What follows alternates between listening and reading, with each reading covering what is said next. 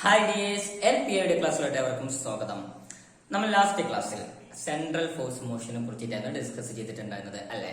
So എന്താണ് ഒരു central force motion എന്നും അതിന്റെ ഒന്ന് രണ്ട് ക്യാരക്ടറിസ്റ്റിക്സും നമ്മൾ ഡിസ്കസ് ചെയ്തിട്ടുണ്ടായിരുന്നു. സോ ഇന്നത്തെ ക്ലാസ്സിൽ നമ്മൾ സെൻട്രൽ ഫോഴ്സ് മോഷന്റെ ജനറൽ ക്യാരക്ടറിസ്റ്റിക്സ് ആണ് ഡിസ്കസ് ചെയ്യാനായിട്ട് പോകുന്നത്. ഒരു 5 ക്യാരക്ടറിസ്റ്റിക്സ് നമുക്ക് നോക്കേണ്ടതായിട്ടുണ്ട്, 5 പ്രോപ്പർട്ടീസ് നമുക്ക് നോക്കേണ്ടതായിട്ടുണ്ട്. ക്ലാസ്സിലോട്ട് കിടക്കാം.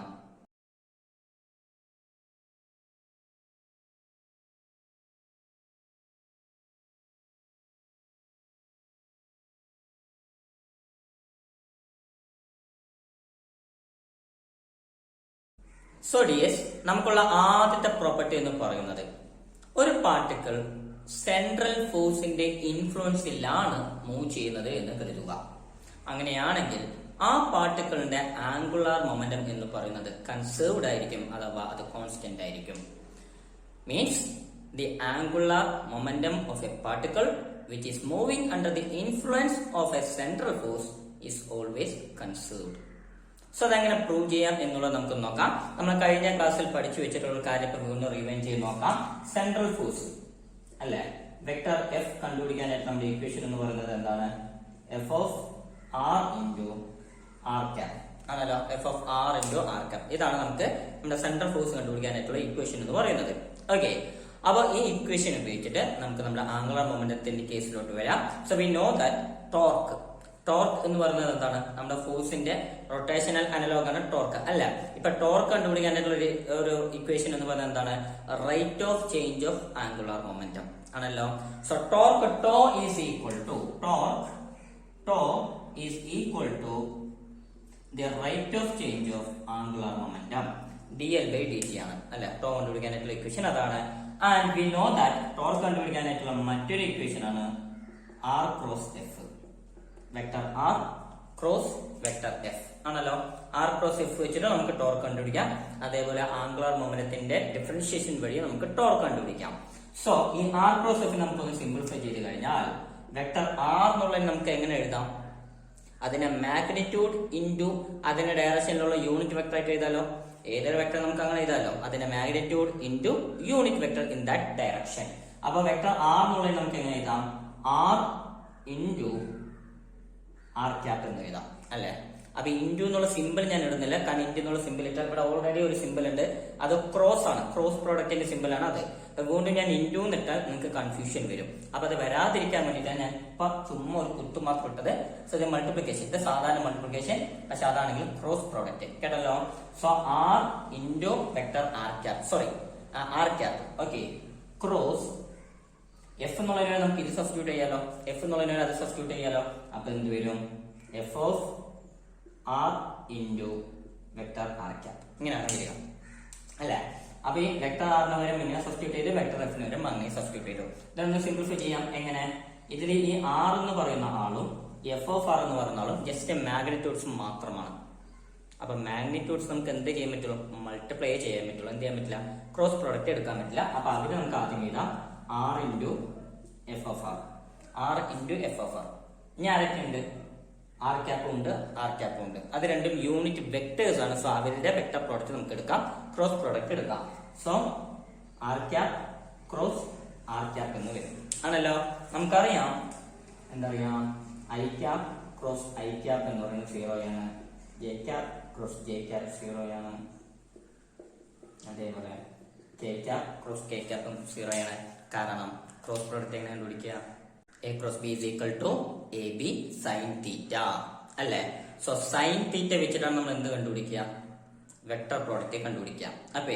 അപ്പൊ രണ്ട് പേര് സെയിം മെമ്പർ ആണെങ്കിൽ അവർക്കിടയിലുള്ള ആംഗിൾ 0 ആയിരിക്കും. സൈൻ 0 ആണ്, അത് നമുക്കറിയാം. അപ്പൊ ഐ ക്രോസ് ഐ ചെയ്താൽ എന്താ അർത്ഥം?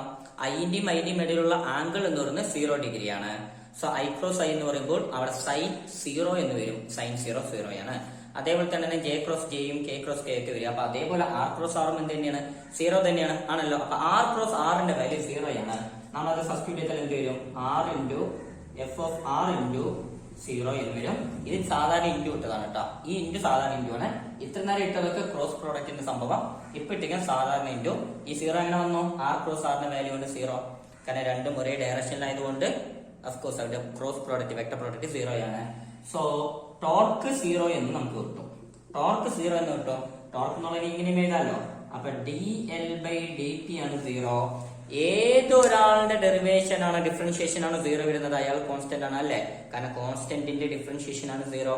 സോ ഇതിൽ നിന്ന് നമുക്ക് എന്ത് ഇംപ്ലൈസ് ചെയ്യാനായിട്ട് സാധിക്കും? Implies that L is constant, which means the angular momentum of that given particle is conserved. കിട്ടിയല്ലോ. അപ്പൊ ഇതാണ് നമ്മുടെ ഫസ്റ്റ് പ്രോപ്പർട്ടി പറയുന്നത്. അപ്പൊ ഇതിൽ നിന്ന് തന്നെ നമുക്ക് നമ്മുടെ രണ്ടാമത്തെ പ്രോപ്പർട്ടി പറയാനായിട്ട് സാധിക്കും.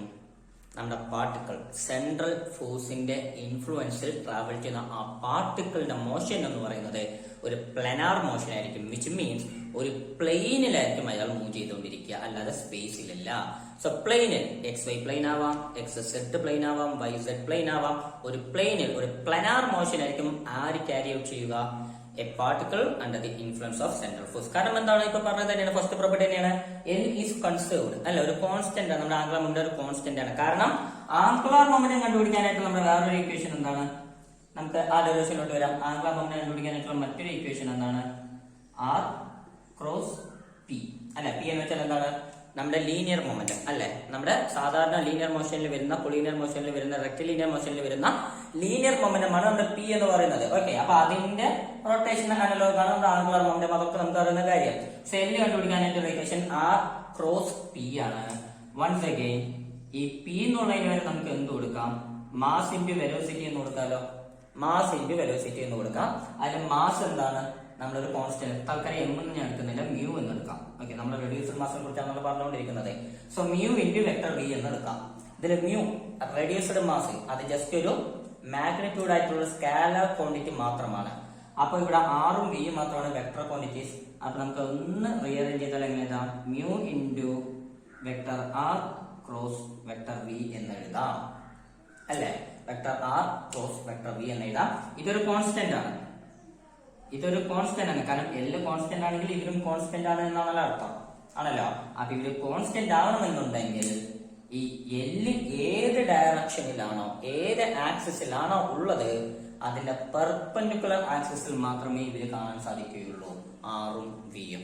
ആർ എന്ന് വെച്ചാൽ the same position vector and V എന്ന് പറയുന്നത് എന്താണ്? വെലോസിറ്റി വെക്ടർ അല്ലെ.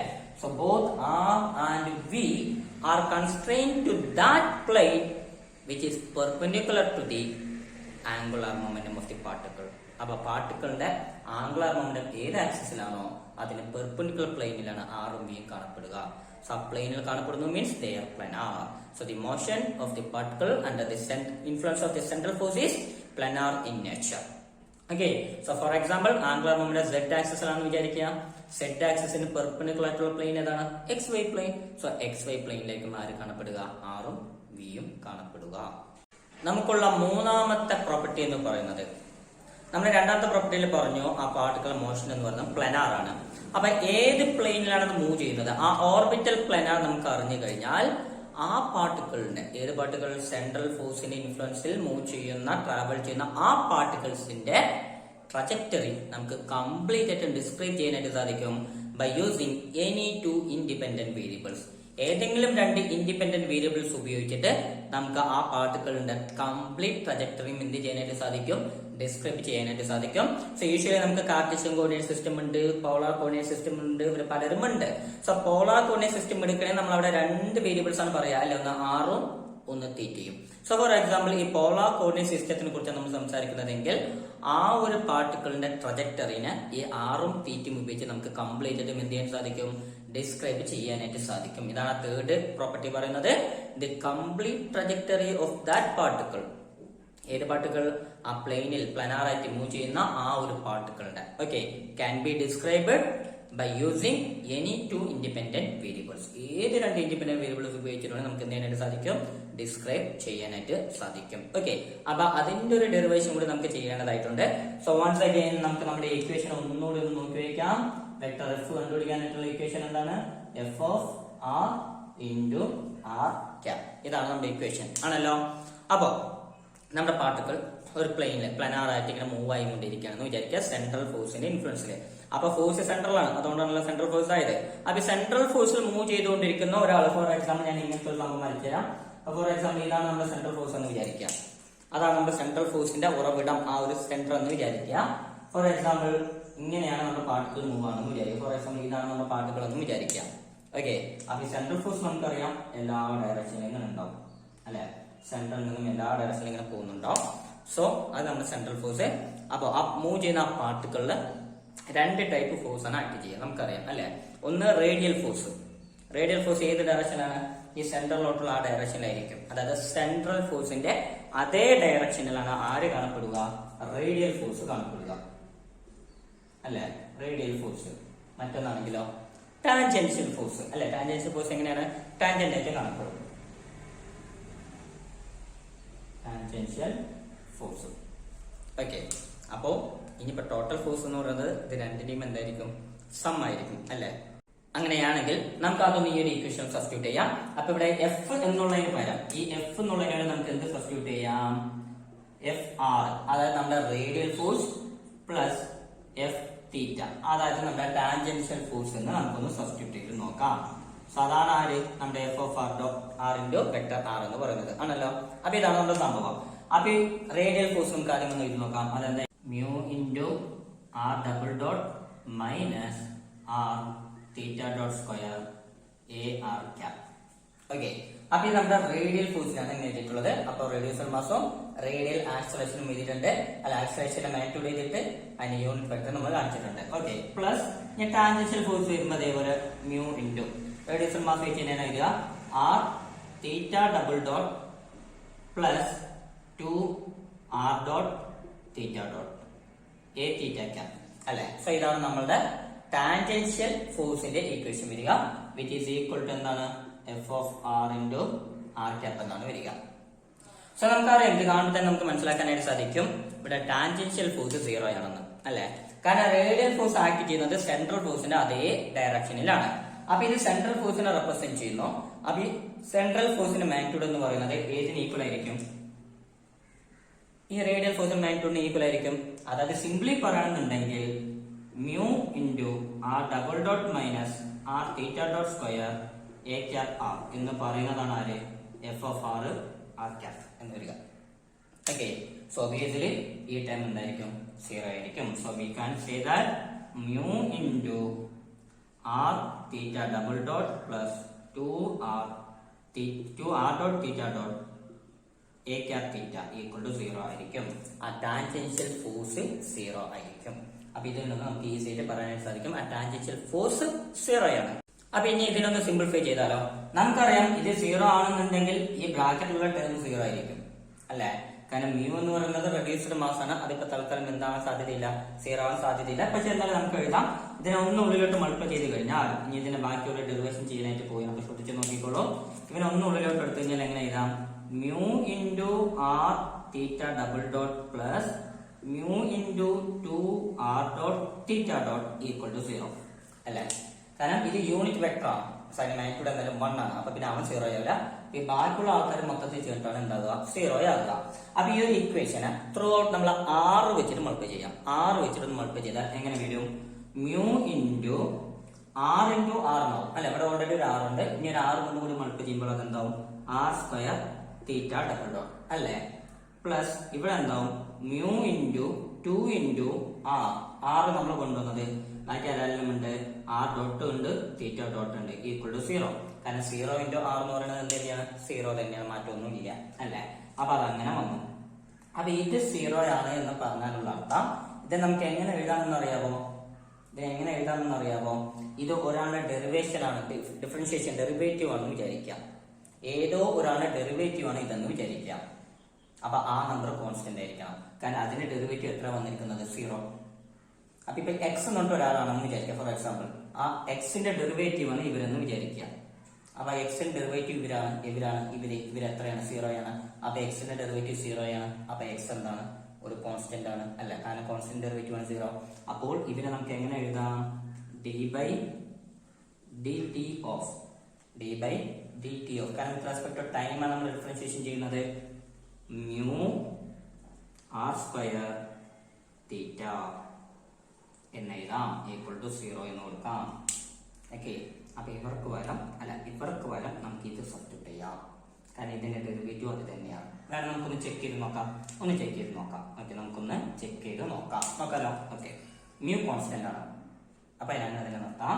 പിന്നെ ഇവിടെ പ്രോഡക്റ്റ് റൂൾ നമ്മൾ അപ്ലൈ ചെയ്യണം. കാരണം r² തീറ്റയും ഉണ്ട്. അപ്പൊ രണ്ടുപേരുണ്ട്. അപ്പൊ പ്രോഡക്റ്റ് റൂൾ അപ്ലൈ ചെയ്യണം. പ്രോഡക്റ്റ് റൂൾ അറിയാലോ, ഇയാളുണ്ട് അയാളുടെ ഡെറിവേറ്റീവ് പ്ലസ് അയാളുണ്ട് ഇയാളുടെ ഡെറിവേറ്റീവ്, അങ്ങനെയാണ് വരിക. സോ മ്യൂ ഇൻറ്റു r² അങ്ങനെ നിർത്തിയിട്ട് അവന്റെ ഡെറിവേറ്റീവ് കൊടുക്കാം. ഓക്കെ, സോറി തീറ്റ അല്ല, തീറ്റ ഡോട്ട് ആണ് കേട്ടോ. സോറി, തീറ്റ ഡോട്ട്. ഓക്കെ, r² അങ്ങനെ നിർത്തിയിട്ട് അവന്റെ ഡെറിവേറ്റീവ് എടുക്കാം. സോ r² അങ്ങനെ നിർത്തിയിട്ട് അവന്റെ ഡെറിവേറ്റീവ് എന്താണ് വരിക? തീറ്റ ഡബിൾ ഡോട്ട് ആണ് അല്ലെ? ഇപ്പൊ ഒരു ഡോട്ടാണ്. ഒന്നുകൊണ്ട് ഡെറിവേഷൻ ചെയ്താൽ ഡിഫറൻഷിയേറ്റ് ചെയ്താൽ 2 ഡോട്ട് ആവും. പ്ലസ് മ്യൂ ഇൻറ്റു ആ തീറ്റ ഡോട്ടിന് അങ്ങനെ തന്നെ നിർത്താം. ഇനി ആരുടെ ഡെറിവേഷൻ എടുക്കണം? r² എടുക്കണം.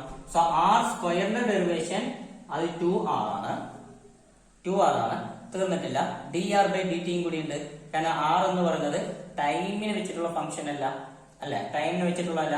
സോ ഓൾറെഡി ഞാൻ നിങ്ങൾക്ക് ഇന്റഗ്രേഷൻ ഒക്കെ പഠിപ്പിച്ചു തന്നിട്ടുള്ളതാണ് അല്ലെ? സെം 1 പഠിപ്പിച്ചിട്ടുള്ള മാത്സ് എടുത്തപ്പോ അവിടെ എടുത്ത് ഞാൻ പറഞ്ഞിട്ടുള്ള കാര്യമാണ് ഇതൊക്കെ. അപ്പോ r എന്ന് പറയുന്നത് ടൈമിന്റെ ഒരു ഫംഗ്ഷൻ അല്ല. അപ്പൊ അതുകൊണ്ട് r² 2r എഴുതിയതിന് കൂടെ dr/dt എന്നും കൂടി എഴുതണം. ആ dr/dt ആണ് നമുക്ക് r ഡോട്ട് അല്ലെ? അപ്പൊ ഇതന്നെ കിട്ടാൻ നോക്കിക്കേ. മ്യൂ r² തീറ്റ ഡബിൾ ഡോട്ട് ഉണ്ട്, പ്ലസ് മ്യൂ തീറ്റ ഡോട്ട് ഉണ്ട്, 2 ഉണ്ട്, r ഉണ്ട്, r ഡോട്ട് ഉണ്ട്. കറക്റ്റായിട്ട് വന്നില്ലേ? വന്നു. അപ്പൊ ഇവർക്ക് പകരം നമുക്ക് ഇങ്ങനെ സബ്സ്റ്റിറ്റ്യൂട്ട് ചെയ്യാം. അപ്പൊ ഇതിന്റെ ഡിഫറൻഷിയേഷൻ, ഇതിന്റെ ഡെറിവേറ്റീവ് 0 ആണെങ്കിൽ ഇതെന്താണ്? ഇതൊരു കോൺസ്റ്റന്റ് ആണ് അല്ലെ? അപ്പൊ നമുക്ക് പറയാം മ്യൂ r² തീറ്റ ഡോട്ട് എന്ന് പറയുന്നത് എന്താണ്? കോൺസ്റ്റന്റ് ആണ് നമുക്ക് പറയാനായിട്ട് സാധിക്കും ആണല്ലോ. ഇതിന് മ്യൂ r² നമുക്ക് i സബ്സ്റ്റിറ്റ്യൂട്ട് ചെയ്യാലോ. i moment of initial substitute ചെയ്യാലോ. i സബ്സ്റ്റിറ്റ്യൂട്ട് ചെയ്യാം. So i into theta dot equal to constant എന്ന് വരും അല്ലെ? തീറ്റ എന്ന് വെച്ചാൽ ആക്ച്വലി എന്താണ്? ആംഗുലാർ ഡിസ്പ്ലേസ്മെന്റ് ആണ്. ആംഗുലാർ ഡിസ്പ്ലേസ്മെന്റിന്റെ ഡെറിവേറ്റീവ്, ഫസ്റ്റ് ഡെറിവേറ്റീവ് ആണ് തീറ്റ ഡോട്ട്. ഒരു കുത്തിട്ട ഫസ്റ്റ് ഡെറിവേറ്റീവ് എന്നാണ് അർത്ഥം. അപ്പൊ ആംഗുലാർ ഡിസ്പ്ലേസ്മെന്റിന്റെ ഫസ്റ്റ് ഡെറിവേറ്റീവ് എന്താണ്? ആംഗുലാർ വെലോസിറ്റി ആണല്ലോ. സോ അതിന് വരെ നമുക്ക് സബ്സ്റ്റിറ്റ്യൂട്ട് ചെയ്യാം. So i omega equal to constant എന്ന് വരും അല്ലെ? തീറ്റ ഡോട്ടിന് പകരം ഒമേഗ സബ്സ്റ്റിറ്റ്യൂട്ട് ചെയ്തു. ഇനി മൊമെന്റ് ഓഫ് ഇനീഷ്യ ഇൻറ്റു ആംഗുലാർ വെലോസിറ്റി, അതെന്താണ്? ആംഗുലാർ മൊമെന്റം അല്ലെ? മാസിന്റെ വെലോസിറ്റി മൊമെന്റം. അതേപോലെ നമ്മൾ റൊട്ടേഷൻ മോഷനിൽ പറയുമ്പോൾ ഇതെന്താണ്? മൊമെന്റം. സോ ഇതിനെ നമ്മൾ L എന്ന് സബ്സ്റ്റിറ്റ്യൂട്ട് ചെയ്താൽ L ഈക്വൽ ടു കോൺസ്റ്റന്റ് എന്ന് വരുന്നു. സോ നമ്മൾ ആ സെക്കൻഡ് റൂളിലോട്ട് അല്ലെ ഫസ്റ്റ് റൂളിലോട്ട് അതേപോലെ തന്നെ എത്തിയില്ല എന്ന് പറയൂ. അപ്പോൾ ഒരു പ്ലാനാർ മോഷനിലുള്ള ഒരു പാർട്ടിക്കിളിന്റെ സ്റ്റേറ്റിന് അല്ലെങ്കിൽ ട്രജക്ടറിനെ നമുക്ക് എന്ത് ചെയ്യാനായിട്ട് സാധിക്കും? r of theta. For example Cartesian വിട്ടിട്ട് പോളാർ കോർഡിനേറ്റ് സിസ്റ്റം എടുക്കുകയാണെങ്കിൽ r തീറ്റ വെച്ച് നമുക്ക് എന്ത് ചെയ്യാം? ഡിസ്ക്രൈബ് ചെയ്യാനായിട്ട് സാധിക്കും. അതേപോലെ കാർട്ടീഷ്യൻ സിസ്റ്റം ഏത് സിസ്റ്റം നമ്മൾ ഉപയോഗിക്കണോ അതിനുപയോഗിച്ചിട്ട് ഡിസ്ക്രൈബ് ചെയ്യാനായിട്ട് സാധിക്കും.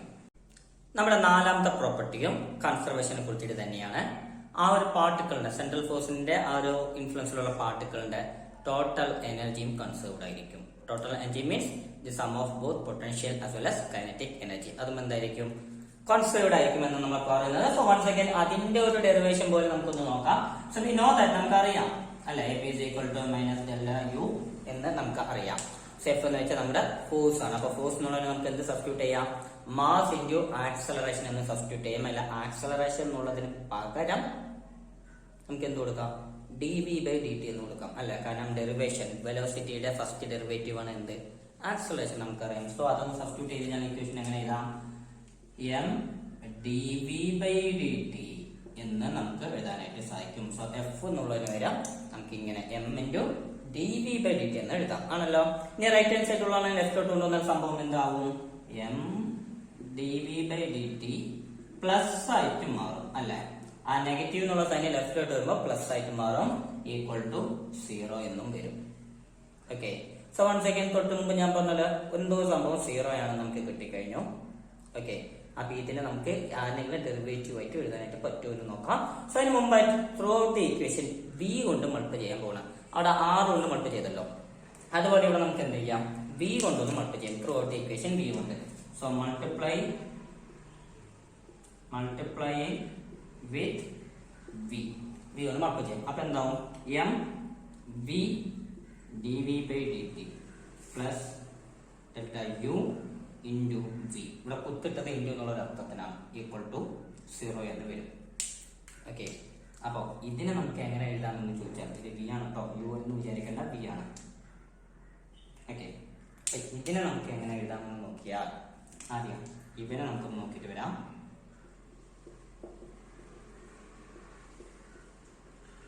ഇത് D U by D R into അതാണെങ്കിലോ D R by D T, അതാണല്ലോ V. D R by D T ആണ് V. D U by D T എന്ന് എഴുതാലോ. അപ്പൊ ഇവന് പകരം അങ്ങനെ എഴുതാലോ, എഴുതാം. അപ്പോ ഇതിന് പകരം D U by D T എന്ന് എഴുതാം. അതേപോലെ ഇവിടെ ഇവന് പകരം D by D T of half M V square എന്ന് എഴുതാം. കാരണം ആ ഹാഫ് എം വി സ്ക്വയറിന്റെ ഡെറിവേഷൻ ആണ്, ഡെറിവേറ്റീവ് ആണ് ഇത് M V D V by D T എന്ന് പറയുന്നത്. സൈഡിലാണ് നമുക്കൊന്ന് ചെയ്ത് നോക്കാം. ഹാഫ് എം വി സ്ക്വയറിന്റെ ഡെറിവേറ്റീവ് എന്ത് വരും? D by D T of half M V square equal to ഹാഫും എമ്മും കോൺസ്റ്റന്റ് ആണ്, വെളിയിലോട്ട് എടുക്കാം. വി സ്ക്വയറിന്റെ derivative 2v into D V by D T എന്ന് വരും അല്ലേ. അപ്പൊ ഈ ഹാഫും 2 വിട്ട് കഴിഞ്ഞാൽ M V D V by D T എന്ന് വരും ആണല്ലോ. അപ്പൊ M V D V by D T നമുക്ക് എങ്ങനെ എഴുതാം? D by D T of half M V square എന്ന് എഴുതാം.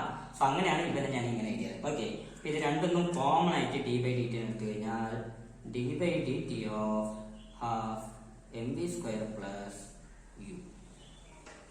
യു ഈക്വൽ ടു 0 എന്ന് നമുക്ക് എഴുതാനായിട്ട് സാധിക്കും. ഓക്കെ, ഇനി ഹാഫ് എം വി സ്ക്വയർ എന്ന് വെച്ചാൽ എന്താണ്? Kinetic energy. യു എന്ന് വെച്ചാൽ എന്താണ്? Potential energy.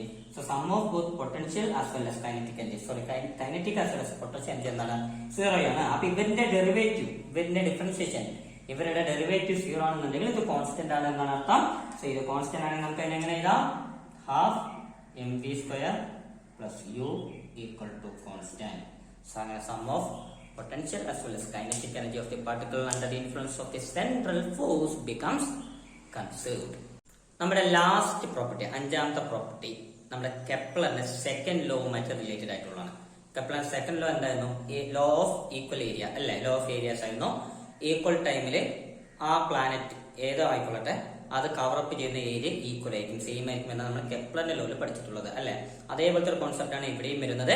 ഇവിടെ നമ്മൾ law of conservation of angular മൊമെന്റത്തിന്റെ ബേസിസിലാണ് ഡെറിവേഷൻ ചെയ്യുന്നത്. സോ എനിവേ നമ്മുടെ പാർട്ടിക്കിൾ മൂവ് ചെയ്തുകൊണ്ടിരിക്കുകയാണ്. അപ്പൊ അതൊരു ഗിവൺ പെർട്ടിക്കുലർ ടൈമിൽ എത്ര ഏരിയ കവർ ചെയ്യുന്നു എന്ന് നമുക്കൊന്ന് നോക്കാം.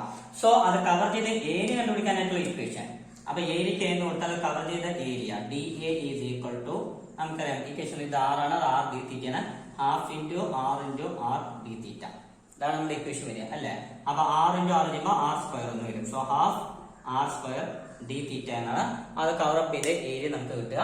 സോ ആർ എന്ന് പറയുന്നത് ഇവിടെ കണ്ടിട്ടുണ്ട്, ആർ ഡി തീറ്റ അവിടെ തന്നിട്ടുണ്ട്. ഓക്കെ, അപ്പൊ ഇതിനെ വിത്ത് റെസ്പെക്ട് ടു ടൈം വെച്ച് നമ്മൾ ഡിഫറൻഷിയേഷൻ ചെയ്താൽ എന്ത് വരും?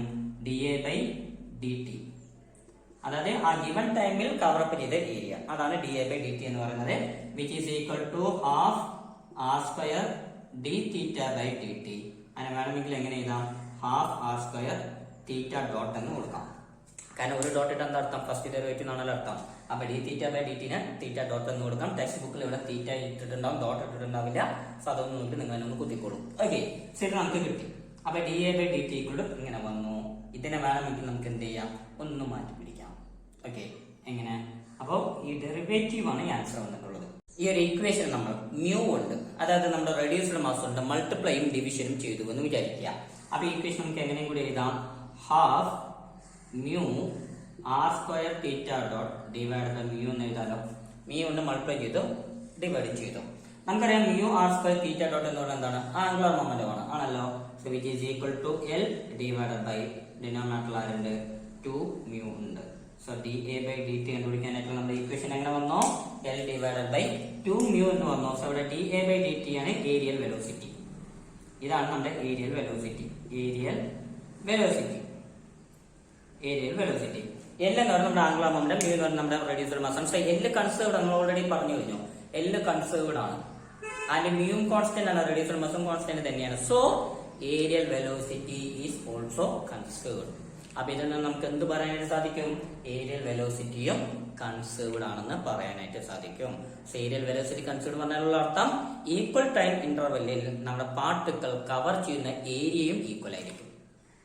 അപ്പൊ ഒരു 10 മിനിറ്റ് എന്ന് തന്നിട്ടുണ്ടെങ്കിൽ ഫോർ എക്സാമ്പിൾ ആ 10 മിനിറ്റിൽ ആ പാർട്ടിക്കിൾ എവിടെ ഉണ്ടെങ്കിലും ശരി അത് കവർ ചെയ്യുന്ന ഏരിയ എന്തായിരിക്കും? സെയിം ആയിരിക്കും. കാരണം ഏരിയൽ വെലോസിറ്റി സെയിം ആണ്.